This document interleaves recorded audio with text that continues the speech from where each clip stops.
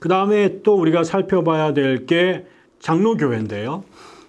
장로교회는 회중교회, 장로교회, 그 다음에 저희가 이제 침례교회 이런 순서로 있었는데 요 시기에 회중교회는 망하고 침례교회는 대박이 터졌다라고 말씀을 드렸어요. 근데 장로교회도 만만치 않게 좋은 그 기회를 얻게 되었습니다. 왜 그러면 일단 기본적으로 장로교회도 초창기부터 그 회중교회 못지않게 교육에 굉장히 관심이 많았고 그래서 프린스턴을 세웠죠. 그리고 또 교회도 여러 곳에 세웠고 그 다음에 또 탁월한 목회자들도 많이 있었습니다. 거기에다가 그렇지만 이제 전체적으로 숫자 세력으로는 뭐 회중교회에게 밀렸고 또 성공회에게도 밀리긴 했지만 그래도 그 1등은 못했지만 이제 그 다음 그 마이너리그에서는 상당히 중요한 그 아주 그 짭짤한 그리고 알찬 이런 교회로 있었습니다.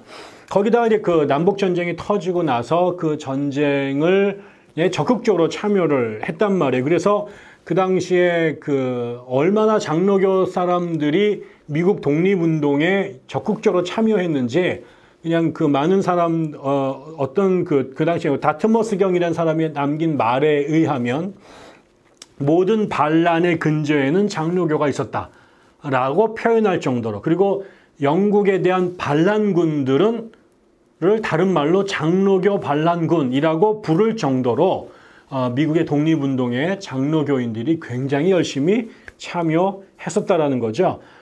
이러면서 그때 이 독립운동에 열심히 참여했던 것이 전쟁 끝나고 나서 독립하고 나서는 마치 우리나라 독립군들에 대해서 사람들이 존경하고 예우하는 것처럼 미국 사회에서 장로교에 대한 평판이 사회적 인식이 굉장히 긍정적으로 고조가 되었습니다. 이게 이제 또 포교하기에 되게 좋은 사회적인 무드를 만들어낸 거죠. 거기에다가 새로 이제 그 변경이 열리면서 미국이 이제 서부로 올라가게 됐는데 이 변경 지역의 장로교회가 굉장히 변경 지역에서 강세를 보였습니다. 이쪽으로 열심히 왜냐면 이미 동쪽에서는 회중교회나 성공회가 이미 꽉 자리를 잡고 있어서 자기가 거기 있으면 맨날 만년 넘버 2, 넘버 3였잖아요. 그래서 이 사람들이 새로운 변경 지역이 세워질 때마다 거기에 새로운 교회들을 개척하고 이러면서 변경 지역에서 오히려 우월할 수 있었습니다. 그거는 기존의 교회들이 변경을 신경 안 썼기 때문에 그렇습니다.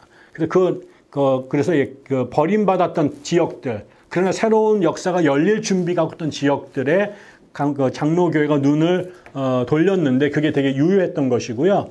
또 하나가 장로교회도 그 구파와 신파, 다시 말하면 이 부흥운동을 지지하느냐 반대하느냐로 이제 그 내부가 갈등을 하고 나누어져 있었는데 이런 사람들의 갈등이 이제 치유가 됩니다. 전에 우리가 말씀을 드렸죠. 펜실베니아 노회가 있었고 그 다음에 뉴욕 노회가 있었습니다. 길버트 테넌트를 중심으로 이 사람들을 지지했던 그룹과 반대하던 그룹으로 해서 원래 펜실베니아의 노회가 있다가 이 부흥운동을 지지하는 사람이 나가서 뉴욕 노회를 만들고 이랬었는데 이런 갈등이 이제 그 봉합이 되면서 다시 장로교회가 하나가 된 것입니다. 이러면서 이제 그 분열됐던 교회가 하나가 되면서 다시 힘을 발휘할 수 있는 기회가 된 것이고요. 그러면서 또 그 안에서 이제 제도를 정립을 합니다. 그래서 그동안에 그냥 흩어져 가지고 각 교회마다 당회가 있었고 노회가 있었는데 이런 걸 정비를 해서 4개의 미국 노회를 만들고요. 그 4개의 노회가 뭉쳐서 하나의 총회를 만들면서 제도적 정비를 완비하게 됩니다. 이러면서 이제 그 장로교회는 여러 가지 면에서 앞으로 이렇게 치고 나갈 수 있는 이제 준비를 잘 갖추게 된 거죠. 거기에다가 또 하나 반사이익을 보는데 그 당시에 이 전쟁이 전쟁이 시작되기 전에 미국의 그 북동부 지역의 그 종교적 헤저모니가 회중교회에 있다고 말씀을 드렸어요. 그리고 거기에서 이제 마치 이제 그 동생처럼 아우처럼 장로교회가 존재했는데 이 식민지 시대가 끝나갈 무렵에 이 두 교회가 사실은 장로 제도를 하느냐 아니면 회중 제도를 하느냐 요거 빼놓고는 다 똑같거든요. 그러니까 당회가 있느냐 당회가 없느냐의 문제이지 신학적으로나 역사적 기원이나 이 두 개는 되게 비슷한 말이에요. 그런데 영국에서 그 크로멜이 그 청교도 혁명을 이끌 때 그 안에 영국에 있는 교회들이 이 장로파하고 독립파, 회중파로 나눠져 가지고 갈등했던, 그러면서 이제 그런 역사적인 그 좋지 않았던 감정이 있긴 했습니다만, 신학적으로는 뭐 대동소이한 거죠. 그랬는데 이런 사람들이 이제 그 이 식민지 시대가 끝나갈 무렵부터 드디어 서로 교류를 열심히 하기 시작을 합니다. 그래서 서로가 같은 교단인데 우리 아버지가 같아, 이런 이야기들을 하기 시작을 하고, 그러면서 제일 첫 번째 먼저 이 두 교단의 강단을 목사들이 교류하기 시작을 합니다. 그리고 이러다 보니까 이제 그 사람들이 그 외에 강단 교류하다 보니까 정치든 같이 해보자. 양쪽에 총회할 때 우리가 대의원도 서로 파송해서 너네 총회할 때 우리도 가보고 우리 총회할 때 니네들로 와봐. 이러면서 이제 왔다 갔다 강단 교류뿐만 아니라 총회를 또 같이 참관하기도 하게 되고요. 그러면서 나중에는 그 또 흥미로운 게 프린스턴이 대학이 세웠단 말이에요. 그때 통나무 대학에서 이제 옮겨와가지고 이제 뉴저지에다가 이 프린스턴 대학이 세워졌는데, 이 프린스턴 대학은 장로교가 세운 대학이에요. 그런데 처음에 학장 3명이 전부 다 회중교회 출신 목사들이 와서 했습니다. 조나단 에드워즈, 대표적인 사람이죠. 그러니까 그만큼 이제 이 사람들이 이미 독립하기 전부터 상당히 그 서로가 그 같은 집안처럼 들락날락 거리면서 관계를 쌓아왔던 거죠. 그러다가 이제 서부가 열렸단 말이에요. 그래서 사람들이 이제 그 서쪽으로 막 이동하기 시작했는데, 여기에 이제 그 침례교회도 가고 감리교회도 막 밀려가면서 서로 이제 그 이 무주공산에 자신들의 교회를 세우려고 하는데, 이때 이제 강력한 이 주도권을 감리교회하고 침례교회가 가졌어요. 거기에 이제 그 이 회중교회 사람들도 오고 침례교회 사람들도, 아니 장로교회 사람도 온 거죠. 근데 이 숫자가 나머지 두 교회에 비해서 굉장히 적었어요.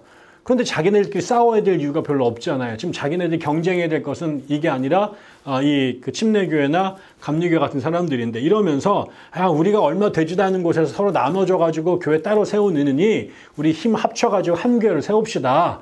이런 요구가 새로 개척되는 변방 지역에서 고조되기 시작을 한 겁니다. 그러면서 이제 사람들이 나중에 우리가 이제 같은 교회, 같은 신앙을 갖고 있으니까 같은 교회를 세우자. 이러면서 1801년에 유니온이라고 하는, 연합이라고 하는 그 결과물을 만들어내게 되고, 그 다음에 이제 그 뭐냐면 두 교회가 합친 거죠. 연합하게 돼서 같은 교회로 합치게 단일 교회로 구성하게 된 거고, 7년이 지난 1808년에 화해 계획이라고 하는 것을 통합시켜서 이 두 교단의 연합을 이루어내게 됩니다.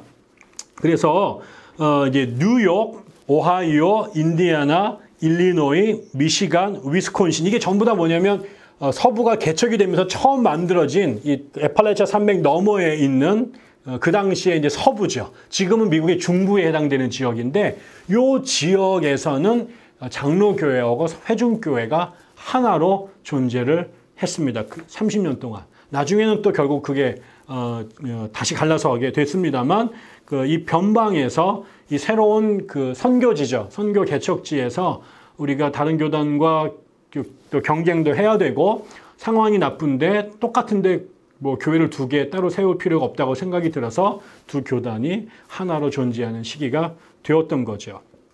뭐 이러면서 결국 이런 것에 결국 장로교회에게 큰 영향을 준 겁니다. 장로교회가 아직 교세가 약했는데 거대 교단인 회중교회 사람들하고 연합하면서 그 안에 묻어가게 된 거죠, 일종의. 그래서 30년 동안 같이 지내게 되면서 내공을 키우게 되고, 30년이 지나서 각자가 흩어졌을 때에는 이미 장로교회도 상당히 몸집이 커지고 내적으로도 탄탄해진 그런 시대가 되었던 거죠.